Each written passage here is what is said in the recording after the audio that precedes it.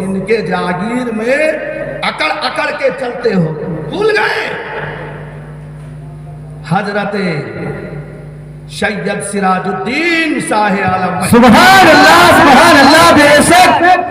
ये 5 ऐसे अल्लाह के बरगुजीदे हैं, अल्लाह ताला ने जिनको अपना महबूबियत का ताज पहनाया। सुभान अल्लाह, सुभान अल्लाह। जानते हो वो महबूबियत का जब ताज पहन लेता है ना, फिर उसके सामने अगर कोई शरीयत का खिलाफ करे वो बर्दाश्त नहीं कर सकता। कितना ही बड़ा हवा में उड़ने वाला वली हो तो उसके वलायत को छीन लेता है। बेशक। सबसे पहले मैं हुजूर शाह आलम रज़ी अल्लाह ताला अन्हो के शान करीमी बयान करूंगा, क्योंकि जमाना भर में ये कायदा है कि जिसका खाना उसी का गाना। बेशक बेशक, बेशक। बेशक। उन्हीं के खाते हैं उन्हीं के गाएंगे। बेशक बेशक। खंबात शरीफ आपने जाना होगा, माना होगा, वहां पर बड़े बड़े औलिया इकराम का मज़ार मुक़द्दस भी है और वहां पर अल्लाह के बरगुजीदे बंदे यानी जो है वहां पर आबाद हैं। पहले के जमाने में लोग पानी के जहाज से बेशक सफर करते थे, मक्का मदीना हो, कहीं पर भी जाने का हो तो खंबात शरीफ में वहां पर एक बंदरगाह था, तो वहां से लोग जाते थे। एक अल्लाह के वली, उन्हें भी हज करने के लिए जाना था, वो आए, जुमा का दिन था, देखा कि अभी मेरा जहाज जो है रात को जाएगा, तो लिहाजा अभी दिन भर करूंगा क्या, चलो शाह आलम रज़ी अल्लाह ताला अन्हो के बारगाह में जुमा की नमाज पढ़ लेता हूँ। जुमा की नमाज पढ़ने के गर्ज से आए और कहा कि उनकी दीदार भी हो जाएगी, ज़ियारत भी हो जाएगी, मुलाकात भी हो जाएगी, दुआओं लेकर चला जाऊंगा।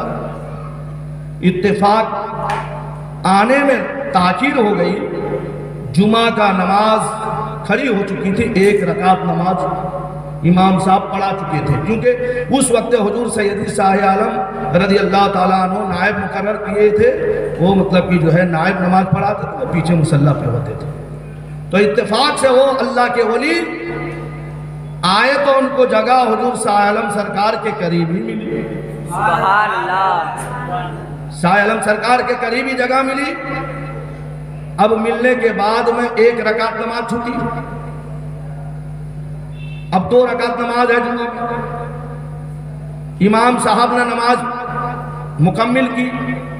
जब मुकम्मिल करने के लिए अत्तहियात में बैठते हैं तो उसमें शरीयत का कानून यह है कि जब इमाम साहब अत्तहियात, दरूद इब्राहिम, दुआए मासूरा पढ़कर जब अस्सलामु अलैकुम व रहमतुल्लाह कहे, उस वक्त खड़ा मत हो तुम अपने नमाज पूरी करने के लिए। जब दूसरी बात अस्सलाम का सिन निकाले तब तुम खड़े हो। क्यों? क्यों हो सकता है कि किरात के दरमियान में या कोई अरकान में वाजिब तर्क हो गया हो। क्या तर्क हो गया हो? वाजिब। नमाज के दरमियान में अगर वाजिब का तर्क होता है तो सजदा सहू करना जरूरी होता है, वाजिब होता है। जरूरी क्या, वाजिब होता है। अगर सजदा सहू नहीं करेंगे तो नमाज नहीं होगी, दोबारा नमाज पढ़ना पड़ेगा। तो इत्तेफाक ऐसा हुआ, 1 रकात इनकी छूटी।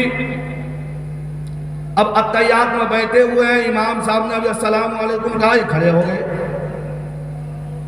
हुजूर सैयदी सरकार शाह आलम रज़ी अल्लाह ताला अन्हु जलाल में आ गए, जलाल में आ गए। बोले कैसा मेरे नबी का दुश्मन है, नबी का सुन्नत शरीयत को छोड़ रहा है, शरीयत को तर्क कर रहा है। जलाल में आ गए। इमाम साहब ने तो नमाज मुकम्मिल कर ली। जब ये पीर साहब नमाज मुकम्मिल किए तो हजरत शाह आलम रज़ी अल्लाह ताला अन्हु ने पकड़ा उनको। बोले क्या तुम्हें मसला मालूम नहीं, शरीयत मालूम नहीं? अगर हो सकता था कि इमाम साहब के वाजिब तर्क हो, एक बार सलाम करके सजदे में चले जाते और तुम खड़े हो जाते, तो इब्तदा तो हाजल का जो है यहाँ पे खिलाफ होता, तुमने इमाम का खिलाफ किया तो फिर तुम्हारी नमाज नहीं होगी। ये शरीयत का कानून है। हो सकता है कि मतलब कि जो उनके नमाज में कोई वाजिब तर्क हो तो ये अल्लाह के वली जो थे हंस हंस के कह रहे हजरत, मैं जब नियत बांधा था ना, पहले उनका सोनोग्राफी कर लिया था। क्या कहते हैं कि मैं इतना यानी मुराकिबा का माहिर था कि मैं आंख बंद करके उनके सारे इबादत का जायजा ले लिया था कि कोई इबादत में गड़बड़ घोटाला नहीं है।